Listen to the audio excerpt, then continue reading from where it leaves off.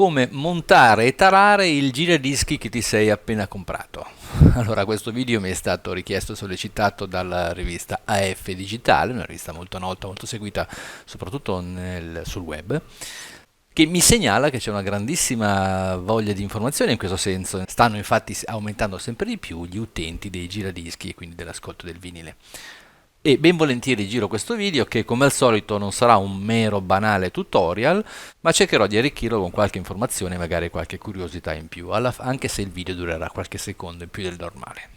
Allora sballiamo il nostro giradischi e lo appoggiamo. Ecco, questo è il momento più importante della taratura, della sistemazione di un giradischi, il posizionamento su una base corretta. Sì, perché un giradischi, come probabilmente sapete, prevede la lettura di un solco, di una piccolissima vibrazione da parte della puntina, di un solco inciso sul disco, che equivale in pratica allo stesso lavoro che fa il microfono quando impugnato da me cattura le vibrazioni della mia voce e le commuta in segnale elettrico, e la mia voce può essere catturata anche contemporaneamente al cinguettio di un uccellino che passa. Figurateci cosa succede ad un giradischi quando, oltre alle vibrazioni del disco, va ad amplificare anche le vibrazioni di tutto il giradischi stesso. Quindi una condizione essenziale perché un giradischi suoni bene è che non vibri.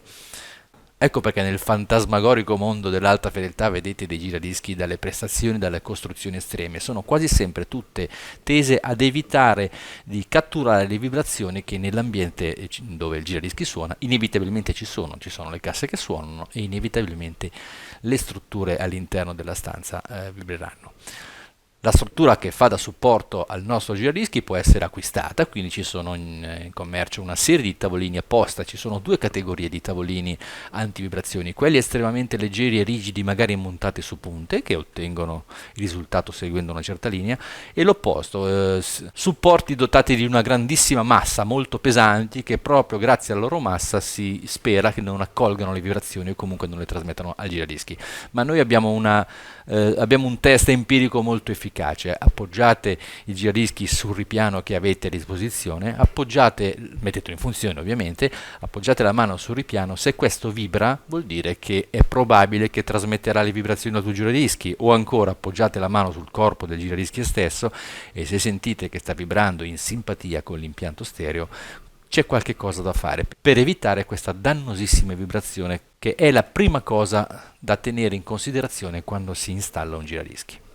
Immediatamente collegato a questo discorso c'è la sistemazione dei piedini dei giradischi. Tutti gli apparecchi hanno dei piedini e spesso si possono svitare per due motivi. Il primo è ovviamente quello di mettere in bolla il giradischi in modo che sia perfettamente piano, mi raccomando, sia sull'asse orizzontale che sull'asse verticale, diciamo, in modo che la puntina abbia una geometria corretta nel leggere e nel penetrare, nell'entrare nel piccolissimo solco che racchiude la musica sul nostro disco in vinile.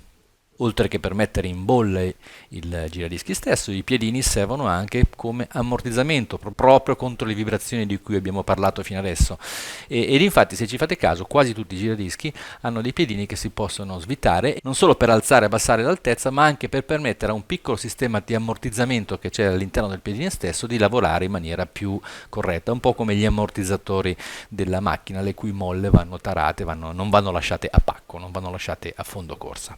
Quindi date un'occhiata e una svitata ai piedini del vostro giradischi.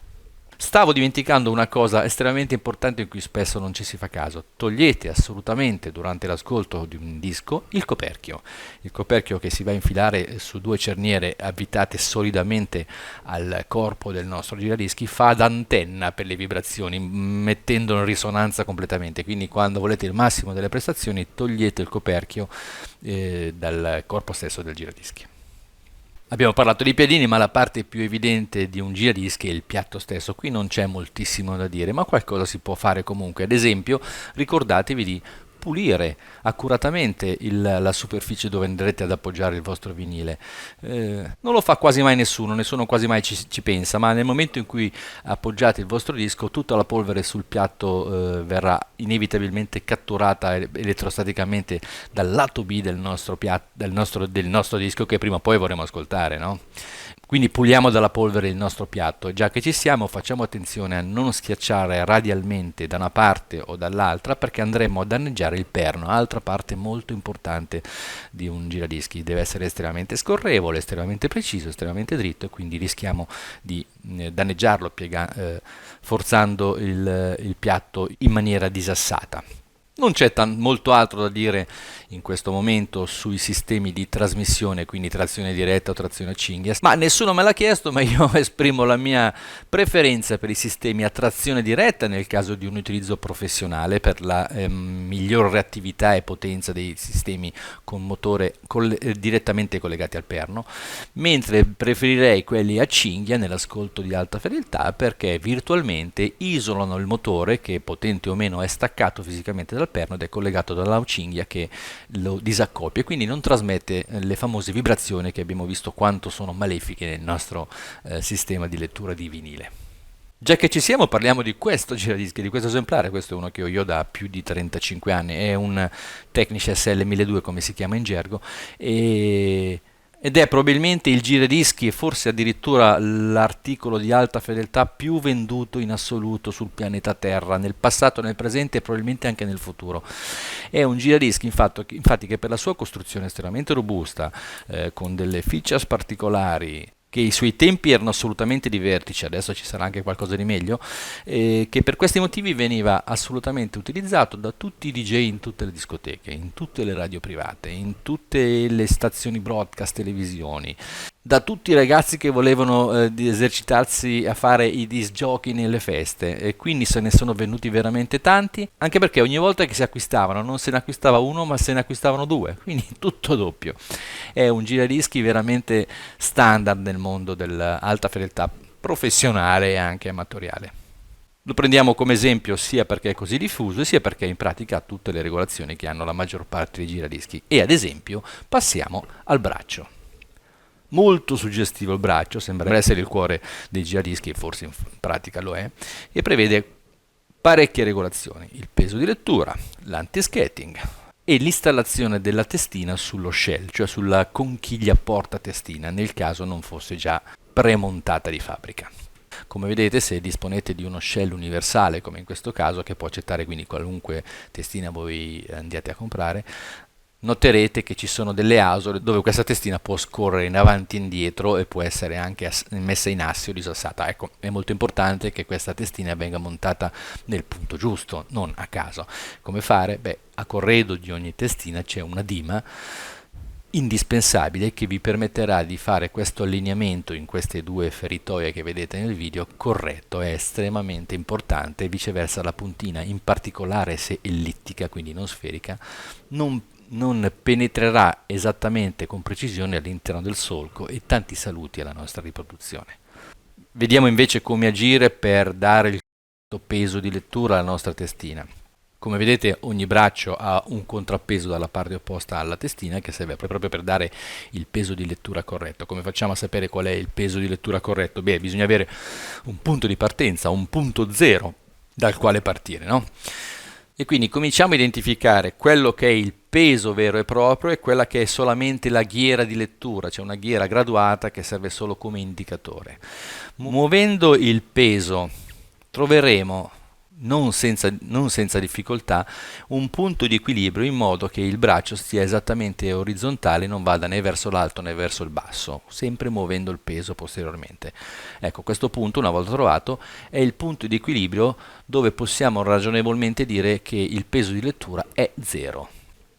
A questo punto muoveremo la ghiera graduata e solo la ghiera graduata per indicare il punto 0, appunto. Il braccio sarà ancora sospeso per aria e la ghiera indicherà 0 e a questo punto, muovendo il tutto, peso più ghiera, potremo aggiungere la quantità di peso indicata, voluta, che diciamo in questo caso è 1,5 grammi. Ed ecco che abbiamo aggiunto 1,5 grammi a partire dal punto 0. La nostra puntina appoggerà sul vinile con 1,5 grammi di peso di lettura. Passiamo all'anti-skating. Che cos'è l'anti-skating? Beh, non è semplicissimo. Cominciamo col dire che c'è un effetto della fisica per cui una volta appoggiata la testina sul disco e messo in movimento, in rotazione questo disco, ci sarà una forza centripeta, cioè che attirerà la puntina verso il centro. Una legge della fisica naturale. Questo effetto è dannoso perché in questo caso la puntina leggerà solamente il lato interno del solco, essendo tirata verso l'interno, verso il centro. Ed ecco che noi siamo invitati ad applicare una forza uguale e contraria in modo da equilibrare questa forza centripeta. Quindi l'anti-skating evita lo skating e lo scivolamento verso l'interno con una forza uguale e contraria che andrà regolata empiricamente, non c'è una regola fissa. Di solito si è invitati a mettere come quantità di anti-skating una quantità equivalente al peso di lettura. Se abbiamo un peso di lettura di 1,5 grammi, metteremo 1,5 o sulla nostra ghiera graduata, come in questo caso di un anti-skating a molla, oppure giocando con i pesi, nel caso il nostro giradischi sia dotato di pesi, il tutto fino a dare una quantità di anti-skating giusta. Qual è la quantità giusta? Nessuno lo sa. Non c'è una quantità giusta perché è variabile, così come il peso di lettura corretto non esiste, perché sia anti-skating che peso di lettura purtroppo cambierebbero teoricamente a seconda del numero dei giri, 43 o 45, a seconda se il nostro braccio e la nostra testina sono all'inizio, a metà o alla fine del disco. Peso di lettura e anti-skating, abbiamo detto, cambierebbero, quindi si tratta di approssimazione, non possiamo fare altro che approssimare nella maniera migliore queste due quantità, peso di lettura e anti-skating, e accontentarci. Sembra strano? È così.